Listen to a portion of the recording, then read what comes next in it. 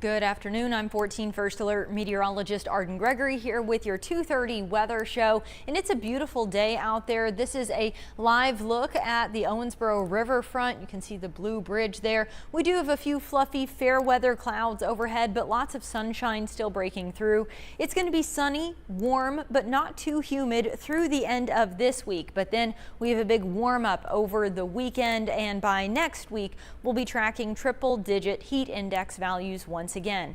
Now, we had a very weak cold front move through the tri-state overnight. Not everyone got that rain, but we did have some scattered showers and a few thunderstorms push through from about 8 or 9 p.m. up through about 5 a.m. And by about 5 o'clock this morning, that rain was gone, and we've been mostly sunny and dry ever since.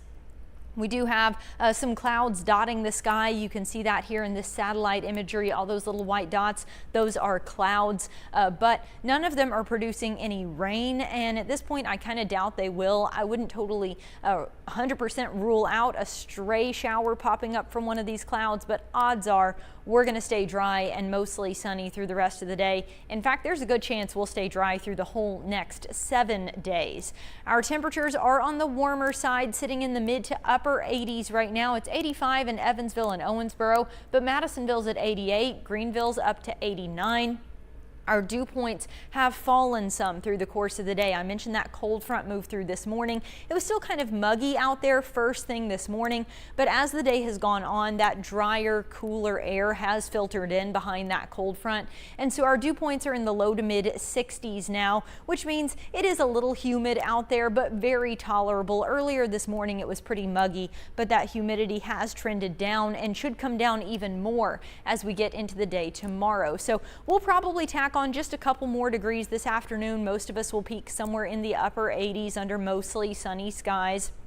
Overnight, mostly clear. Lows will fall back into the mid 60s, and late tonight into early tomorrow morning, we may see some patchy fog. I just showed you our dew points are in the low to mid 60s. Well, when your temperature and your dew point are the same, that's when the air becomes saturated and fog develops. So as our temperatures kind of come down to meet our dew points as we go through the night, we could see a little bit of patchy fog late tonight into early tomorrow morning, but I don't think it'll be a widespread problem. Then Friday, absolutely gorgeous. Lots of sunshine all day long. High temperatures in the mid to upper 80s, low humidity, so it'll feel like the mid to upper 80s. No heat index to worry about. Notice though, as the week goes on, we do really heat things up. While we have pretty seasonable weather through the end of this week, by Sunday, our temperatures really start to climb, hitting the low to mid 90s. And then we're in the mid 90s moving forward then through the rest of next week. Now, the good news is the humidity does not look quite as miserable as it was last time we had a heat wave. You may remember we had, temperatures into the 90s, but with the humidity way up here at this stifling level. And so that's where we had just that thick, soupy, almost hard to breathe in kind of humidity that made that heat so much harder to deal with. It's not going to be quite that extreme this time around, but the humidity will definitely have an impact. It is going to be just a little on the humid side, but really very bearable all the way through Sunday. Notice then as we get into Monday, Tuesday, Wednesday, we start to get up into this muggy region, and we might even start to make our way towards stifling by Thursday of next week. But All in all, it doesn't seem like the humidity will be quite as extreme as it was last time around. So heat index, not really a concern through this weekend. It may feel just a couple degrees hotter than it actually is. But by Monday, that's when I think with temperatures in the mid 90s, even a little bit of humidity can really kind of push you over the edge pretty quickly. So by Monday afternoon, I do think the heat index values will start breaking into the low triple digits, and we'll probably be in the low triple digits then on through the rest of next week. But you have to keep in mind that kind of danger zone is 105 or higher. So we certainly will need to use some extreme caution if you're going to be out in that heat next week. But I do think for much of the week, the heat index may stay below that 105 degree mark, where it is certainly going to be hot and humid, but maybe not quite as miserably humid as it was last time we had this kind of a heat wave. But heat also has a cumulative effect, so we're not worried about any kind of heat-related illnesses up through Saturday of this week. But by Sunday, we start to creep into more of that moderate risk, and then it just increases as the week goes on. And by Wednesday, we could be looking at a major to even extreme risk of heat-related illnesses, not because the heat index is going to be up at 110 or 115, something crazy like that, but just because it will have been so hot for so long that it just kind of keeps building, and your body doesn't really get a break. So if you need to get out and mow your grass, I would encourage you to do that anytime this week. All the way up even into Sunday, the humidity doesn't look bad. I mean, it will be pretty hot on Sunday. Mid 90s, even with low humidity, is pretty hot. But today, tomorrow, Saturday, all look great. By Sunday, it does start to heat up, but it is still going to be manageable. By early next week, though, that's when that humidity really starts to push in some. And with temperatures in the mid to maybe even upper 90s, I do think the heat index will likely be in the low triple digits through the first part of next week. But like I said, highs in the 90s, lows in the low to mid 70s. Even at night, we're just not going to cool down that much. And that's where you see that heat kind of compounding on itself. Every single day that we have that kind of heat without a break, your body, it's harder and harder for it to deal with it. So that's where we really see this increasing risk with heat-related illnesses as we go through next week, even if the heat index technically stays outside of that danger zone of 105 or higher. Let's check in on the comments real quick, see what people have to say this afternoon. Good afternoon, Suzanne and Misty. You're welcome, Crystal. Carolyn, appreciate you tuning in. Zach is asking about storms. One thing I want to point out really quickly here is notice the chance of precipitation all the way across the board here. I really doubt we will see any rain, certainly not any thunderstorms, no rain of any kind through the next 7 days. There are some models that are hinting at maybe an isolated chance of rain by the middle and end of next week. It'll be more humid, so maybe we could get a pop-up shower or storm in the heat of the afternoon. But really, it's trending very dry through the next 7 days, so we're not worried about thunderstorms. Really, we had that chance of just a few storms last night. Those are gone. Moving forward, our focus is on the temperatures, because while it is going to still be pretty nice out there tomorrow and Saturday, by Sunday that heat starts to build in, and it just gets worse as next week goes on. So by the middle of next week, it is really going to be very hot. If you're wondering about what it looks like beyond that, the extended outlook, I do want to point out we have this outlook for precipitation that doesn't show much at all. So there's no real clear trend toward much drier than average or much wetter than average weather as we get from Friday, September 4th up through September 10th. So this would take us all the way up through the middle of the week on the week of Labor Day, right? So this goes through Labor Day weekend and then a couple days beyond that.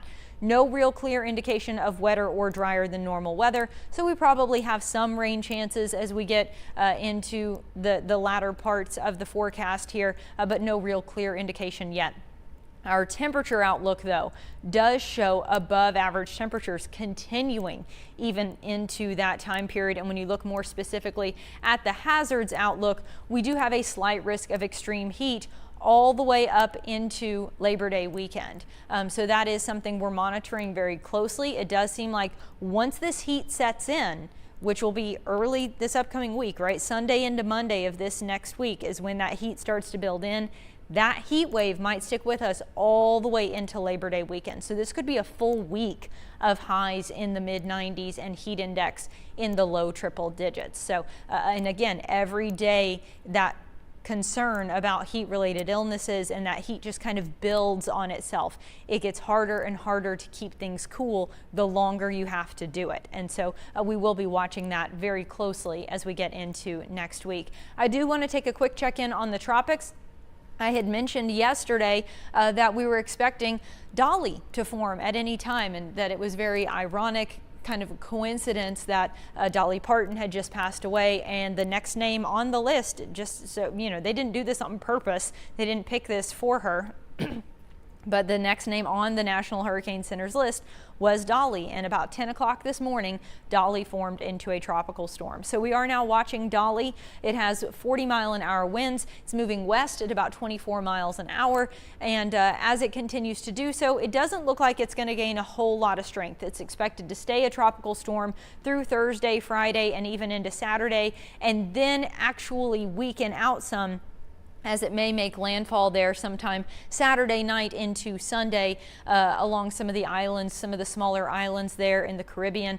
So that is something we'll be monitoring. We'll have to wait and see what it does as it continues that way.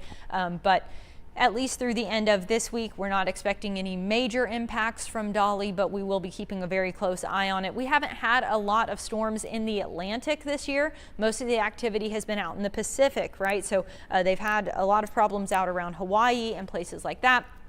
But here we have not had a ton of storms in the Atlantic, so this is one that could, potentially eventually work its way toward the United States, but it would be several days out before anything like that would happen. Right now we just have the forecast into the weekend, which brings it kind of right up to some of those smaller islands there in the Caribbean. So that is your update on Dolly. We will keep a close eye on it for you. Let's throw it back for a minute and look at this day in weather history. Today we're going to go back to 2000 on August 28th in the year 2000. Wait, is today the 28th or 27th? This date may be wrong, but the information is still right. 2000. Severe thunderstorms rolled across southwest Indiana on this date, producing more than $100,000 in damage. Most of that damage was in Poseyville. There was an unofficial wind gust that was measured at 94 miles an hour. That was recorded at the high school there in Poseyville, where the roof of the gym had severe damage. So some of you, especially in Poseyville, may remember this. It was, 26 years ago now, but they did have quite a bit of damage from those thunderstorm winds that were at about 94 miles an hour. Also, a nearby mobile home rolled several times in that storm, and the people inside did survive, but they were hurt. And this also brought down several trees around the Vanderburgh County Fairgrounds. So that's what we were tracking on this date in 2000. This August, I don't have a whole lot of data for you. The saga of the broken weather station at the airport continues. We had one day, where it kind of briefly glitched out on us there on the 5th, but then it came back, and we had that heat wave there from about August 7th all the way into the following weekend, all the way up to Sunday the 16th.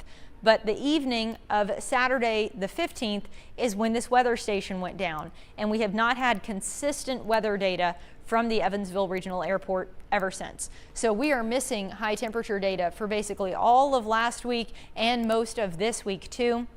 We have not had consistent reports on rainfall either. So normally, we would walk you through kind of the calendar and then show you the summary of, the average temperature for the month and how that compares to what would be normal for the month of August, how much precipitation we've had for the month and the year, and how that compares to the normal. But we just are missing like half the month. So any averages or totals we would give you wouldn't be accurate right now.